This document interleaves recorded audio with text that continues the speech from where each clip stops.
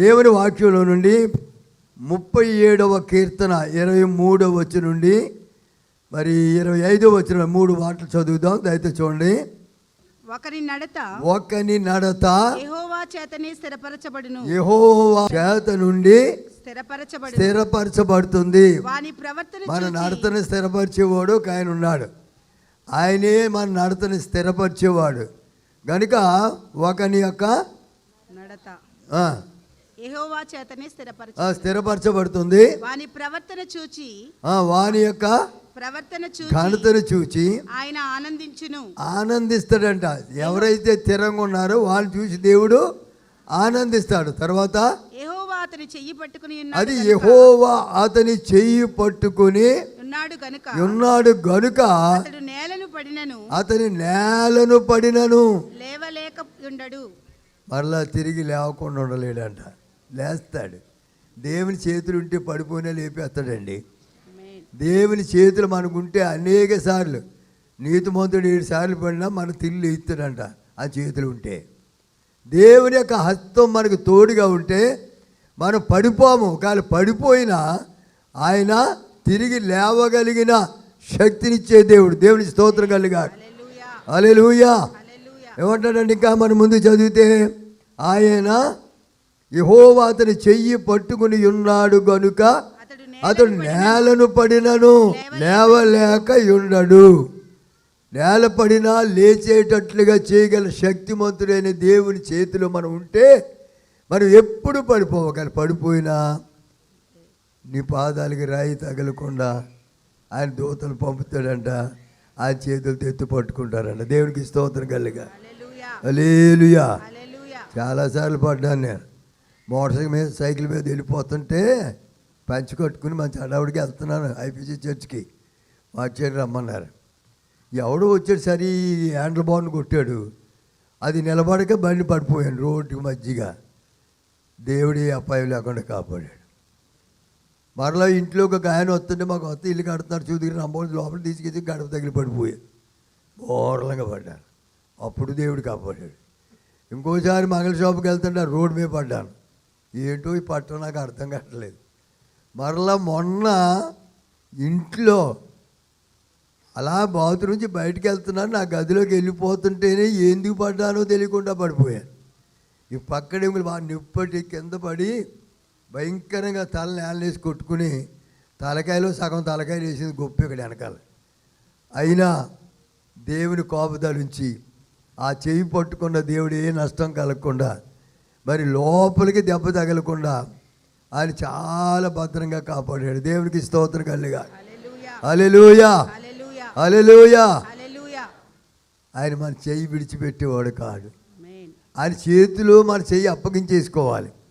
మనం ఆయన చెయ్యి పట్టుకుంటే మనం వితుపుకుని వెళ్ళిపోతే చాలా నష్టపోతాం. దేవుని చేతిలో ఉంటే ఎన్ని కష్టాలు నష్టాలు వచ్చినా మనం దేవుని కొన్ని నిలబడగలుగుతాం. దేవునికి స్తోత్రం కలిగాక. హల్లెలూయా. కాబట్టి ఆయన ఏమంటున్నాడు? అతడు యెహోవా అతని చెయ్యి పట్టుకొని ఉన్నాడు. దేవుడు నీ చేయి పట్టుకుంటే నువ్వు జాగ్రత్తగా ఉంటావు. దేవుడు నీ చేయి పట్టుకుంటే జాగ్రత్తగా ఉంటావు. సోదరుడా సోదరి, ఆయన చెయ్యి పట్టుకున్నాడా నీకెన్ని నష్టాలు కలిగిన పైకి లేపేవాడు కానీ ఆయన విడిచిపెట్టే దేవుడు కాదు. దేవుని స్తోత్రం కలిగాక. హల్లెలూయా. అందుకంటే అడిగి నీ దేవుడైన యెహోవానైన నేను కనుక నేను సహాయం చేయదని చెప్పుచు నీ కుడి చేతిని నేను పట్టుకొనిచున్నానంటాడు. భయపడుకో, నేను నీ తోడుగా ఉన్నాను. నీ కుడి చేయి పట్టుకునేవాడిని, నేను లేవనెత్తేవాడిని. పడిపోతే నేను మరలా తిరిగి లేవనెత్తగలిగిన సమర్థుడని దేవుడు నేను ఉన్నాను. నీకు నేను తోడుగా ఉంటా చెప్తున్నాను. దేవునికి స్తోత్రం కలిగా. అందరూ దేవునికి స్తోత్రం చెప్పండి. హోషేయ గ్రంథం 11వ అధ్యాయం 3వ వచనంలో ఎఫ్రాయిమును చెయ్యి పట్టుకుని వానికి నడక నేర్పిన వాడను నేనే. ఏమి నేర్పడమ్మా? నడక నేర్పి. అసలు నీకు నడక నేర్పిన ఎవరు తెలుసా నీకు? చిన్నప్పుడు మన పిల్లలు తూలి పడిపోతుంటే జాగ్రత్తగా చెయ్యి పట్టుకుని నడిపిస్తూ ఉంటాం పడిపోకుండా. ఆడు తప్పుడు అడుగులు వేసి వస్తుంటే 2 చేతులు చాచి పడిపోతాడేమో పడిపోకుండా జాగ్రత్త కాపాడుతాం. మన పరమ తండ్రి ఆ చంటి పిల్లల్ని కాపాడినట్టుగా మనల్ని కూడా ఆయన చెయ్యి పట్టుకుని నడిపిస్తున్నాడండి. ఎఫ్రాయిమును చెయ్యి పట్టుకుని వానికి నడక నేర్పిన వాడును నేనే. దేవుని స్తోత్రం చెప్పండి. హల్లెలూయా. ఆయనకి నడక నేర్పడం కాదు, నిన్ను నడిపించేవాడు ఆయనే. ఆమేన్. నీ చేయి పట్టుకున్నవాడు కనుక నువ్వు తోలకుండా పడకుండా నశించిపోకుండా కాపాడుతూ ఆయన ఎత్తి పట్టుకున్నాడు. అనేకమైన భయంకరమైన పరిస్థితి. ఎందుకంటే నాశనమైన గుంటలు నుండి దొంగ ఊపులు నుండి దేవుడు మనల్ని పైకెత్తాలంటే ఆ చేయి మన తోడుగా ఉండాలి. అప్పుడు వారిలో కూరిపోతున్నావు కనుక ఆయన చేయి పట్టుకుని లేవనెత్తడానికి సిద్ధంగా ఉన్నాడు. నువ్వు కష్టంలో ఉంటే చేయి పట్టుకుంటాడు, వ్యాధి వస్తే నీ చేయి పట్టుకుంటున్నాడు, నీ సమస్య వచ్చినప్పుడు చేయి పట్టుకుంటున్నాడు. ఏ స్థితిలో నువ్వు ఉన్నా ఆయన చేయి చాపి నిన్ను పట్టుకుని లేవనెత్తగలిగిన దేవుడు. దేవుని స్తోత్రం కలిగాక. హల్లెలూయా. మరి భక్తుడైన పేతురు గారు సముద్రంలో నడుపుతున్నాడట. యేసయ్య నేనే అంటే ప్రభు నువ్వైతే నేను కొన్నాడు చూద్దాం వచ్చారు. దేవుడిగా పక్షపాతం ఏమి ఉండదండి. మరి నన్ను వెంబడించేవాడు నాకంటే గొప్ప కార్యాలు చేయాలి, నన్ను ఎరిగిన వాడు నాకంటే గొప్పవాడిగా ఉండాలి. కనుక దేవుని యొక్క ఉద్దేశం ఏంటి? నీవు నేను గొప్పవాడిగా ఉండాలని కోరిక. మరి ఈ కోరిక తీర్చడానికి నేను వస్తానయ్యా అని అడుగుతాను. సముద్రం రా అన్నాడు. వెళ్ళిపోయాడు. వెళ్ళి యేసయ్యను చూసినంతసేపు జాగ్రత్తగా చూసుకుంటా వెళ్ళిపోయాడంట. గాలి వచ్చిందండి, మధ్యలో కలిపిలైపోయాడు. యేసయ్యను చూస్తే గొడవ లేదు కదా, గాలి ఎందుకు చూడడం? ఎన్నో గాలిలు వస్తుంటాయి మనకి, ప్రతి గాలికి కొట్టుకెళ్ళిపోతే ఎలాగా? కాబట్టి ఆయన గాలి వచ్చినప్పుడు కంగారు పడ్డాడు, మునిగిపోసాగాడు. ప్రభువా రక్షించమని చేయి పైకెత్తాడు. యేసయ్య చేయి పట్టుకుని పైకి లేవనెత్తాడు మునిగిపోకుండా. దేవుని స్తోత్రం కలిగాడు. హల్లెలూయా. యేసయ్య వైపు కష్టాల్లో మునిగిపోతున్నా, అప్పుల్లో మునిగిపోతున్నా, ఊపిలో దిగిపోతున్నా, ఎన్ని బాధలు వచ్చి నువ్వు దిగజారిపోతున్నా, ఒక్కసారి చేయి పైకెత్తి దేవా అంటే నీ చేతిని ఆదుకునేవాడు ఆయన. దేవుని స్తోత్రం కలిగా. హల్లెలూయా. అందరినీ ప్రతి వారి చేయి పట్టుకుంటున్నాడు ఆయన. ఎఫ్రాయిము యొక్క చెయ్యి పట్టుకుని నడక నేర్పిన వాడును నేనే. తర్వాత అతని వారిని కౌగిలించుకున్నవాడును నేనే. వారిని స్వస్థపరిచిన వాడునైనను, అతను నేను స్వస్థపరిచేవాడునైనను ఆ సంగతి వారికి మనస్సున పట్టలేదు. లేదంట. ఇన్ని కష్టాల్లో ఉండి ఇడిపిస్తుంటే మనసులో ఏమాత్రం ఉంటే మళ్ళీ చిన్న సమస్య వచ్చే చతికిలు పడిపోతాం, చిన్న బాధ వస్తే ఏం దేవుళ్ళే అంటాం, ఏదో నిరుత్సాహంతో ఉండిపోతాం. అన్నీ అదే రీతి అంట. ఆయన ఏం చేశాడంటే నేను చెయ్యి పట్టుకుని నడిపించాను, నడక నేర్పాను, కౌగిలించుకున్నాను, స్వస్థపరిచాను, అద్భుతాలు ఎన్నో చేసినా వాడు మనసు పట్టలేని పరిస్థితిలో ఉన్నాడు, గమనించట్లేదు. ఎన్నోసార్లు మన బ్రతుకులు దేవుడు ఎన్నో అద్భుతాలు చేస్తున్నాడు. గుర్తింటున్నావా? ఆయన కూడా జీవిస్తున్నావా? మరలా సంవత్సరప్పుడు సతికిలు పడిపోతున్నామా? ఏ స్థితిలో ఉన్నావు? ఒకసారి ప్రభు యొక్క ఆత్మీయ ఉదయకాలం మనతో మాట్లాడుచుండగా ఎఫ్రాయిం చేయి పట్టుకున్న దేవుడే నీ చేయి నా చేయి పట్టుకుంటున్నాడు. దేవునికి స్తోత్రం కలుగా. ఎఫ్రాయిం నడిపించిన దేవుడే మనకు నడక నేర్పుతున్నాడు. మనం ఎలా నడవాలి, ఏ మార్గాన్ని వెళ్ళాలి, ఎటు వెళ్తే నువ్వు ఎలాగుంటావు, ఏ మార్గంలో ప్రవేశిస్తే నీ స్థితి ఎలా ఉంటుందని ప్రతి మార్గాన్ని తేరి చూచి నడిపించే గొప్ప దేవుడు మన దేవుడు. దేవుని స్తోత్రం కలుగా. కానీ మార్గం తప్పిపోతున్నావేమో, నడక మారిపోతుందేమో, పరిస్థితులు మారిపోతున్నాయేమో అని ఆయన మనకు చెయ్యి పట్టుకుని నడిపించే దేవుడిగా ఆయన మన పక్షాన ఉన్నాడు. దేవునికి స్తోత్రం కలుగాక. హల్లెలూయా. అందరూ దేవుని స్తోత్రం చెప్పండి. పెను గాలి వచ్చిన, ఘోర తుఫాను వచ్చిన, యేసు నా చేయి విడువాడు, యేసు నా చేయి విడువాడు, యేసు నా చేయి విడువాడు, యేసు నా చేయి విడువాడు. ఆమేన్.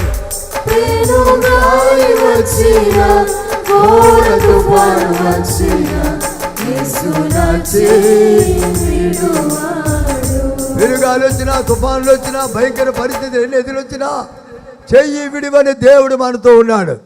అని చేయి పట్టుకుని నడిపించే దేవుడు, నీకు నడక నేర్పిన దేవుడు, నిన్ను కౌగులించుకునే దేవుడు, నిన్ను స్వస్థపరిచిన దేవుడు. ఆయన విడువడు ఎడబాయుడు. దేవుని స్తోత్రం కలిగా. హల్లెలూయా. ఎన్ని తుఫాను లాంటి పరిస్థితులు నీకు ఎదురైనా సరే ఆయన్ని చేయి విడిచే దేవుడు కాడు. కనుక ప్రతి సమయంలో కూడా, ప్రతి తావులో కూడా, ప్రతి మార్గంలో ఆయన చేయి పట్టుకుని నడుపుతున్నాడనే సంగతి మనం మర్చిపోవడానికి వీల్లేదు. దేవుని స్తోత్రం కలుగాక. మార్కు సువార్త 8:23 అక్కడ కూడా ఒక మాట రాయబడి ఉంది. మరి ప్రభువైన యేసుక్రీస్తు వారు ఒక గుడ్డివాని చేయి పట్టుకుని ఆయన నడిపించాడంట. చూడండి, అక్కడ ఆయన గుడ్డివాని చేయి పట్టుకుని ఊరు వెలుపలకు తోడుకుని పోయాను. తోడుకుని వెళ్ళి ఏం చేశాడు? వాని కన్నుల మీద ఉమ్మి వేసి ఆయన మీద చేతులుంచి నీకేమైనా కనపడుతుందా అన్నాడు. ఏంటంటే యేసయ్య ఉమ్ములో శక్తి ఉందండి, ఆయన బురద ముట్టుకుంటే శక్తి ఉందండి, ఆయన చేతిలో శక్తి ఉందండి, ఆయన వస్త్రపు చెంగులో శక్తి ఉందండి, ఆయన కనుదృష్టిలో శక్తి ఉందండి, ఆయన మాటలో శక్తి ఉందండి అని అన్నా. నీకేమన్నా కనపడుతుందా? ఏం చెప్పాడు ఆయన? అయ్యా చదువున్నావా? కన్నులెత్తి మనుషులు నాకు కనబడుచున్నారు, చెట్ల వలె ఉండి నడుస్తున్నారంట. మనుషులు చెట్లలా కనపడుతున్నారంట. అంటే మసకగా సరైన రూపం కనపడలేదు కనుక ఒక చెట్టులాగా ఏదో ఆనవాలు కనపడుతుంది అన్నాడు. ఎలా ఉందంట? అంతటా ఆయన మరలా ఆయన చేతులు వాని కన్నుల మీద ఉంచగా వారు తేరి చూచి ఏం చేశాడంట? కుదర్చబడి సమస్తమును తేటగా చూడగలిగాడు. దేవుని స్తోత్రం చెప్పండి. అందరు గట్టిగా చప్పట్లు కొట్టి దేవుని నామమున మహిమ పొందుదామా? హల్లెలూయా. గట్టిగా దేవుని స్తోత్రం చెల్లిద్దాం. కన్నులు తేటగా కనపడుతున్నాయంట. యేసయ్య తాకుడుంటే ఎంత భయంకరమైన పాపపు చీకట్లో జీవించినా ఆయన వెలిగించి నడిపించే దేవుడు. దేవుని స్తోత్రం కలుగాక. హల్లెలూయా. పాపమనే గురుడితనము చేత, పాపమనే ఆ భయంకరమైన దృష్టి లేని స్థితిని బట్టి దేవుడు మనల్ని విడిచిపెట్టే దేవుడు కాడు. ఆయన నిన్ను నన్ను ఆయన యొక్క మంచి మార్గంలో నడిపించడానికి మన కళ్ళు తేటగా కనబడినట్లుగా ఆయన ముట్టి స్వస్థపరిచే దేవుడు. దేవుని స్తోత్రం కలుగాక. ఎఫ్రాయిముని స్వస్థపరిచాను, ఎఫ్రాయిముని నేను ఎత్తుకున్నాను, ముద్దాడాను, ఆయన కౌగిలించుకున్నాను, స్వస్థపరిచాను. అయినా సరే ఆయన తెలియకుండా నా గురించి కొంచెం దూరం అయిపోతున్నాడు.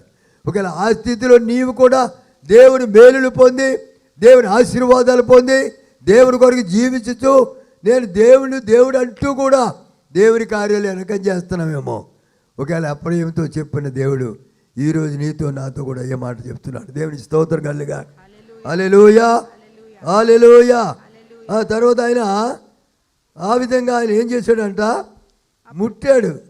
ఆయన మరలా ఆయన చేతులు వాని కన్నుల మీద ఉంచగా చేయి చూచి తేరి చూసాడంట.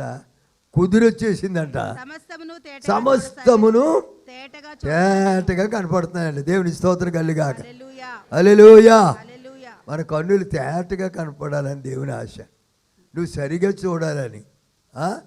మన కన్ను అందుకంటాడు, నీ యొక్క కన్నులు ఇటు అటు చూడక నీ ముందు చూటుగా చూడమని రాయబడి ఉంది వాక్యం. కన్నులు ఇటు అటు చూడకూడదంట, చూటుగా చూడాలంట. కానీ చూటుగా చూస్తే అన్నీ దేవుడు తేటగా చూపిస్తాడు. మనం ఇటు అటు వంకర చూపి చూస్తే అది అన్నీ వంకరగానే కనపడతాయి, అది చెట్టులాగా కనపడతాయి. అవి నిజమైనటువంటి చూపు కాదు అది. కాబట్టి దేవుని యొక్క వాక్యానుసారమైన చూపు మనకుంటే అది తేటగా కనపడుతుంది. దేవుని స్తోత్రం కలుగాక. హల్లెలూయా. కనుక మనం దేవుని వాక్యాన్ని చూడాలి, దేవుని కార్యాలు చూడాలి, దేవుని ప్రత్యక్షత చూడాలి, దేవుని మనం ముఖాముఖిగా చూసి దేవుని కనపరచాలి. దేవుని స్తోత్రం కలుగాక. హల్లెలూయా. మోషే గారి దేవుడి దగ్గరికి వెళ్ళిపోయాడు. 40 దివారాత్రులు ఆయన దగ్గర కూర్చున్నాడు. ఆయన దగ్గర ఈ చెప్పి మాటల్లా రాసుకున్నాడు, ప్రార్థించాడు, మేలు పొందాడు, 10 ఆజ్ఞలు తెచ్చాడు. మనందరికీ ధర్మశాస్త్ర ప్రకారం జీవించమని, ఆజ్ఞల ప్రకారం నడవాలని బోధించాడు. కాబట్టి ప్రియులారా, దేవుడితో ముఖాముఖిగా మాట్లాడి దేవుని యొద్ద నుండి పొందుకున్న ఆశీర్వాదాలు గొప్పవి. దేవుని స్తోత్రం కలుగాక. హల్లెలూయా. కాబట్టి ఆయన ఈ విధంగా చూస్తున్నట్లుగా దేవుని వాక్యంలో మనం చూస్తూ ఉన్నాం. కనుక మనం ఎప్పుడు కూడా తేటగా చూడాలండి. ఎప్పుడు వంకర హృదయాలతో చూడకూడదు. ఏ మనిషిని కూడా, ఎవరిని కూడా, నీ స్నేహితులు కానీ. కొంతమంది వికట చూపు చూస్తారు. అమ్మో, కళ్ళు ఎర్రచేసి చూస్తారు. వాళ్ళు ముఖం చూస్తేనే కంగారు అయిపోతుంది చూసేవాడికి. ఆ చూపులోనే ఉంటుంది కథ అంతా. కానీ ఆ యేసయ్య చూపు చాలా చాలా మెల్లగా నన్ను ఆకర్షించుకునే చూపు చూస్తాడు ఆయన. దేవుడి స్తోత్రం కలిగి. హల్లెలూయా. కాబట్టి ఆయన కన్నులు తేటగా చేయడానికి దేవుడు ఎప్పుడు మనం కోరుతాడు. ఆయన చూడాలి. ఆయన చూసే కన్ను మనకు కావాలి. ఆయన ఆశ్చర్యమైన సంగతులు ఆయన గ్రంథంలో చదివే కళ్ళు మనకు కావాలి. కనుక దేవుని యొక్క చూపు పవిత్రమైందండి. దేవుని స్తోత్రం కలుగాక. గుడ్డివాడు కళ్ళు తెరవబడ్డాయి. ఆయనతో మరి చక్కని చూపు చూస్తూ దేవుని మహిమపడుతున్నట్లుగా మనం చూస్తున్నాం. లూకాసు సువార్త 8:54 దాని ముందు ఏంటంటే, ఒక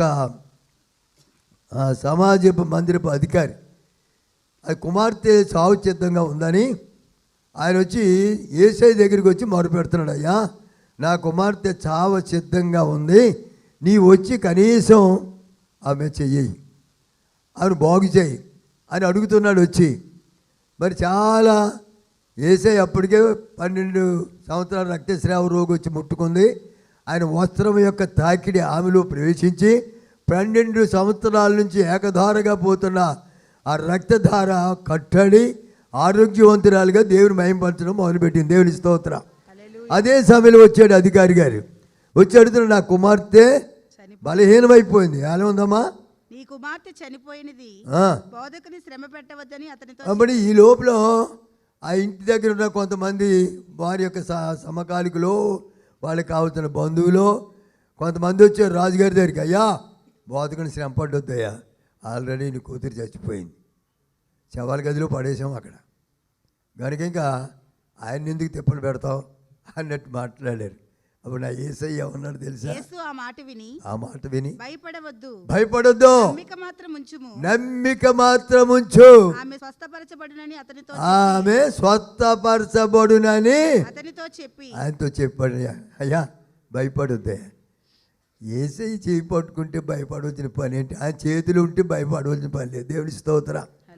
ఆయన చేతులు ఉండి సైతాన్ గారి చేతిలోకి వెళ్ళిపోతేనే భయం మనకి. దేవుని చేతులు ఉన్నంత కాలం దేనికి భయపడవలసిన పని లేదండి. దేవుని స్తోత్రం. ఎందుకని? ఆయన రెక్కలతో నిన్ను కప్పును, ఆయన రెక్కల క్రింద నీకు ఆశ్రయం కలుగును, ఆయన నా కోట, నేను నమ్ముకుని దేవుడిని యెహోవాను గురించి చెప్పుచున్నానని అనేసార్లు మరి కీర్తనగాడు 91వ కీర్తనలో చెప్తాడు. మహోన్నతుని చోట నివసించేవాడే సర్వశక్తి నేను విస్తరించేవాడు. ఆయన తన రెక్కలతో కప్పుతున్నాడు మనల్ని, ఆయన చేతుల కింద ఉంచుతున్నాడు. కోడి తన రెక్కల కింద బిడ్డలను కాపాడినట్లుగా దేవుడు మనలను కాపాడుతున్నాడు. కనుక ఆయన రెక్కలతో మనల్ని కప్పుతున్నాడు. ఆయన హస్తాల నీడ మనకు తోడుగా ఉంటుంది. కాబట్టి ఇక్కడ వాక్యంలో ఏం చెప్తున్నాడంట? లూకాసు వార్త 8:54 అయితే ఆయన చెయ్యి పట్టుకుని లెమ్మని చెప్పగా ఆమె ప్రాణము తిరిగి వచ్చి. దేవునికి స్తోత్రం. హల్లెలూయా, హల్లెలూయా. మన జీవపు తాళం, మరణపు తాళం ఆయన చేతిలో ఉంది. దేవుని చేతిలో ఉన్నామండి మనం. చూసాడా? పరదేశంలో ప్రియులారా, తెరిచాడా? స్తోత్రం చెల్లిద్దాం. దేవుని స్తోత్రం కలిగా అందరు గట్టిగా దేవుని స్తోత్రం చెల్లిద్దాం. హల్లెలూయా. ఏమన్నాడు చూడండి అక్కడ ఆయన. అయితే ఆయన ఆమె చెయ్యి పట్టుకుని, ఎవరి చెయ్యి? చనిపోయిన అమ్మాయిని. ఇంకా చెవిడి తీసుకెళ్ళిపోతారని అందరూ కూడా వాయిద్యాలు వాయిస్తున్నారని దంచేస్తున్నారు. అక్కడ సావు మేళం వాయిస్తున్నారు. ఇంక తీసుకెళ్ళిపోవడానికి రెడీ. యేసయ్య వెళ్ళాడు. ఆ గోల చేస్తున్నాను అందరిని. ఏమన్నాడు చూడండి అక్కడ. ఆమె చనిపోయినని వారు ఎరిగి ఆయనను అపహసించిరి. అయితే ఆయన ఆమె చెయ్యి పట్టుకుని చిన్నదానా లెమ్మని చెప్పగా. ఎక్కడైతేనే ఏంటి, చచ్చిపోయిన పిల్ల దగ్గరికి వచ్చి బతుకుందంటాడు, ఇంకా బతికిపోయిందా ఏంటి అని చెప్పి చాలా అపహాస్యం చేస్తున్నారు యేసయ్యని. అపహాసికలు ఎక్కువ ఉన్నారు మనకి. యేసయ్య దగ్గరికి వెళ్తున్నాం అంటేనే అపహసిస్తారు మనల్ని. యేసయ్య పేరెత్తితేనే మనల్ని రకరకాలుగా చూస్తుంది లోకం. అయినా సరే ఆయన సజీవుడైన దేవుడు. దేవునికి స్తోత్రం కలుగా. హల్లెలూయా. అన్ని రకాలైన పరిస్థితులు ఎదుర్కోవటానికి మనల్ని ఏర్పాటు చేసుకున్న దేవుడు. దేవుని స్తోత్రం కలుగాక.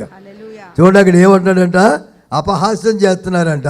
అయితే ఆయన ఆమె చెయ్యి పట్టుకుని ఓ చిన్నదానా లెమ్మో అని చెప్పి ఆమె ప్రాణము తిరిగి వచ్చేను గనుక. అలాగే ఎప్పుడైతే చేయి పట్టుకున్నాడో ఈ చేతులు ఉన్న జీవం ఆమె చేతిలోకి వెళ్ళిపోయింది.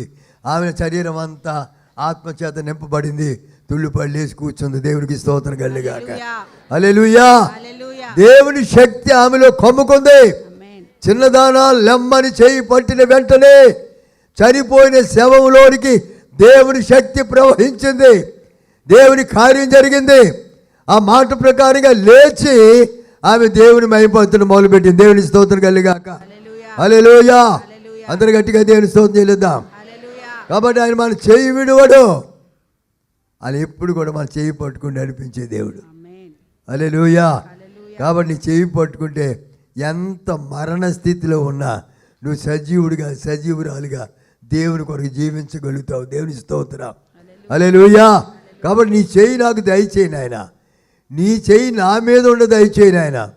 నీ చేతితో నన్ను పట్టుకుని ఆదరించిన ఆయన అని ఎవరు ప్రార్థిస్తారో అటువంటి వారి యొక్క జీవితాల్లో దేవుడు అద్భుతాలు జరిగిస్తాడు. దేవుని స్తోత్రం కలుగా. హల్లెలూయా. కాబట్టి ఆయన ఏమంటున్నాడంట, వెంటనే ఆమె లేచెను. చనిపోయిన బిడ్డ లేచిపోయిందండి. నువ్వు సజీవుడిగా ఉండాలి దేవుడి కోరిక. నువ్వు మృతుడిగా ఉండటానికి ఇష్టపడే దేవుడు కాదు. లోక సంబంధ ఆశలో పడి మరి పాప సంబంధమైన కార్యాలు పడి నువ్వు మృతురాలిగా ఉంటే సంతోషించే దేవుడు కాదు. నువ్వు జీవించాలి ప్రభు కొరకు, బ్రతకాలి దేవుని కొరకు, యథార్థంగా జీవించాలి ప్రభు కొరకు. అలా ఎవరైతే జీవిస్తారో వారి జీవితం ధన్యమైపోతుంది. దేవుని స్తోత్రం కలుగా. హల్లెలూయా. ఇక్కడ ఇంకొక ఆయన కనపడతాడు మనకి. అపోస్తలుల కార్యాలు 9వ అధ్యాయం 8వ వచనంలో సౌలు గారు ఉన్నాడు. ఆయన దమస్కులో ఉన్న క్రైస్తవులను నాశనం చేయడానికి కంకణం కట్టుకుని పట్టా పొందిన రౌడీ. క్రైస్తవులను కనపడితే నాశనం చేయొచ్చు, నరికేయచ్చు, చంపేయచ్చు, ఇష్టానుసారిగా ఈడ్చుకెళ్ళిపోవచ్చు. అటువంటి పట్టా పొందాడు. చాలా భయంకరుడు. అందుకంటే నేను పూర్వం దోషకుడు, హింసకుడు, హానికరుడు అంటాడు. చాలా భయంకరుడు.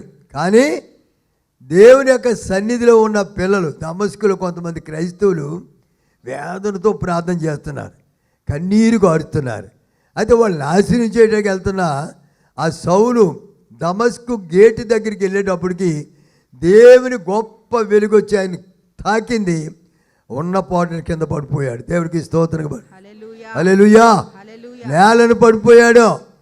కళ్ళు పొరలు గమ్మేసాయి, చూపు పోయింది, ఆ యొక్క ఉగ్రత అంతా చచ్చిపోయింది, నెమ్మది కలిగింది. అప్పుడు కూడా పొగరు పోలేదు. ఇంకా అయా సౌలా సౌలా నువ్వు నా నేల హింసించుతున్నా ప్రభు అంటే ఇదేమంటాడు, ప్రభు నువ్వు ఎవడవా అని అడుగుతున్నాడు. గర్వం, అహంకారం. సౌలు అనే పేరుకి అహంకారి, పౌలు అంటే నెమ్మరద. ఆయన తగ్గించుకునేవాడు. ఆ విధంగా పౌలు గారు మాట్లాడుతుంటే మరి ఆయన అన్నాడు, ఎప్పుడైతే నేల పడిపోయాడో ఇప్పుడు ఏం జరిగిన చదువుతా 8వ వచనం. సౌలు నేల మీద నుండి లేచి కన్నులు తెరిచినను కన్నులు తెరిద్దామని అంత కళ్ళు నలుపుకున్నా ఏమీయో చూడలేకపోతున్నాడంట. వారు అతని చెయ్యి పట్టుకుని దమస్కులోనికి నడిపించిరి. అందుకనే నాకు విరోధంగా ఉన్న ఏ ఆయుధం దేవుని పిల్ల విరోధంగా అంటే ఎవడ ముందుకు రాలేడండి. దమస్కు గేట్ దగ్గర పడేయాడు. కానీ నీకు ఇంట్లోకి వచ్చి నేను ఏమని చేద్దామన్నా నీ గేట్ అవతల పడేస్తాడని. దేవుని స్తోత్రం కలుగా. నీ విరోధులు నీ మీదకి మరి ఒక మార్గాన్ని దండెత్తుకొచ్చిన 7 మార్గాలు ఉన్న వాళ్ళు పారిపోచేసే దేవుడు మన దేవుడు. దేవుని స్తోత్రం కలుగా. హల్లెలూయా. కాబట్టి దేవుని యొక్క వాక్యం మనం సెలవిస్తూ ఉంది. ఆ విధంగా దేవుడు అతన్ని లేపినట్లుగా దేవుని గ్రంథంలో మనం చూస్తున్నాం. ఇక్కడ ఒక మాంత్రికుడు ఉన్నాడు. సౌలనే పౌలు గారి దేవుని వాక్యం ప్రకటిస్తుంటే వ్యతిరేకమైన కార్యాలు మొదలుపెట్టాడంట. అపోస్తలుల కార్యం 13వ అధ్యాయం 8వ వచనం చదువు.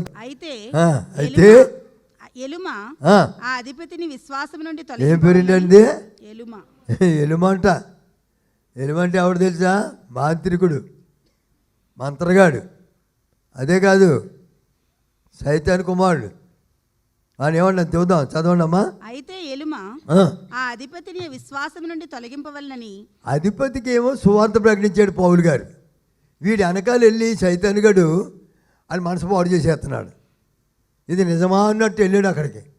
ఆయన చెప్పినవన్నీ కాదు అన్నట్టుగా బోధ చేస్తున్నాడంట. అప్పుడు పౌలు గారి ఆత్మచేత నింపబడి అద్భుతంగా మాట్లాడాడు ఆయనతో. చూద్దాం, చదవండమ్మా. విశ్వాసాన్ని నుండి తొలగించబడాలని ప్రయత్నం చేశాడు, వారిని ఎదిరిస్తున్నాడు. ఎలుమాను పేరునకు గారడీవాడు. అందుకు పౌలు అనబడిన సౌలు, చూడండి, పౌలు అనబడే సౌలు గారు పరిశుద్ధాత్మతో నిండినవాడే. ఎలాగండి? పరిశుద్ధాత్మతో నిండినవాడు. అతని తేరి చూచి, దేవుని ఆత్మ వచ్చిందంటే ఎటువంటి దురాత్మైనా పారిపోవలసిందే. దేవునికి స్తోత్రం కలుగాక. హల్లెలూయా. దేవుని ఆత్మ ఉన్నవారు ఎదుట సైతాను గజగజలాడాలి. దేవుని స్తోత్రం. హల్లెలూయా. కాబట్టి దేవుని ఆత్మ చేత నింపబడిన సౌలనే పౌలనే సౌలు గారు ఆత్మచేత నింపబడి ఉద్రేకంతో, ఆత్మ నడిపింపుతో, ఆత్మశక్తితో దేవుని మాటలు మాట్లాడటం మొదలుపెట్టాడు. వాడు ఏమన్నాడు చూడండి. అతని తేరి చూసి సమస్త కపటముతోను, ఆత్మ పొందిన వాడు సరిగ్గా తేరి చూస్తే దయ్యాలు గడగడ పడిపోవాలి. దేవుని స్తోత్రం కలుగా. అలాగే అన్నాడు పౌలు గారు. ఏమన్నాడు చూడండి అక్కడ. తేరి చూచి చూడండి, సమస్త కపటముతోను సమస్త దుర్మార్గతతో నిండినవాడా, అపవాది కుమారుడా, సమస్త నీతికి విరోధి, నీ ప్రభు యొక్క తిన్నని మార్గములు చెడగొట్టుట మానవా. ఇదిగో ప్రభు తన చెయ్యి నీ మీద ఎత్తి ఉన్నాడు, వేసి ఉన్నాడు. నువ్వు కొంతకాలం ఏమైపోతా? గుడ్డివాడవై సూర్యుని అందరి కళ్ళు తెరుతుంటే ఏం గుడ్డోడైపోయాడు. దేవునికి వ్యతిరేకంగా చేస్తే ఉన్న కళ్ళు తీసేస్తాడు అంతే. ఏంటంటే గుడ్డివాడయ్యి సూర్యుని చూడలేకుండా అయిపోయాడంట. వెంటనే మబ్బుయు చీకటియు అతని కమ్మెను గనుక ఎవరైనా చెయ్యి పట్టుకుంటే బాగుండని అంధకారంలో తిరుగుతున్నాడు. ఎవడు చెయ్యి పట్టుకునేవాడు కనపడలేదు. కానీ మన దేవుడు మన పట్టుకున్నాడు, మన చెయ్యి విడవడు. దేవుని స్తోత్రం కలుగాక. హల్లెలూయా. హల్లెలూయా. అందరు గట్టిగా దేవుని స్తోత్రం చెల్లిద్దాం. నిన్ను పట్టుకున్నవాడు విడిచిపెట్టేవాడు కాడు. కష్టాలు వచ్చినప్పుడు, శ్రమలు వచ్చినప్పుడు, శోధనలు వచ్చినప్పుడు, మందమతి వచ్చినప్పుడు, బలహీనతలు వచ్చినప్పుడు ఆయన కుడి చెయ్యి పట్టుకుని లేవనెత్తే గొప్ప దేవుడు. ఆయన చెయ్యి విడివాడు, ఎడబాయడు. మనం కూడా మన చెయ్యి పట్టుకుని నడిపించే దేవునితో నడుద్దాం. ఆయన అడుగుజాడలో వెళదాం. ఆయన మార్గాన్ని వెంబడిద్దాం. ఆయనతో మనం జీవిద్దాం. ఎందుకంటే ఆయన చెయ్యి పట్టుకుని కష్టాల్లో, నష్టాల్లో, ఇబ్బందుల్లో, శోధనలో, దుఃఖంలో, ఆనందంలో మన చెయ్యి విడవని దేవుడు, మనం నడిపించే దేవుడు. ఆయన కూడా జీవిద్దాం. దేవుడి మాట మనల్ని కూడా దీవించుగాక. పరమ తండ్రి, ఇంతవరకు మాట్లాడిన ప్రతి మాట మా ప్రియుల హృదయంలో ఆశీర్వాదకరంగా ఉంచండి. మీరు దీవించండి. యేసు ప్రభు ద్వారా అడుగుతున్నాము తండ్రి. మా చిరునామా పాస్టర్ ఎం జ్యోతిరాజు, శాంతినగర్, ఏలూరు 534007, పశ్చిమ గోదావరి జిల్లా, Andhra Pradesh. Our address: pastor M Jyothiraju, Shantinagar, Eluru 534007, west Godavari district, Andhra Pradesh. మా ఫోన్ నంబర్లు 8008777333 మరియు 800877774444.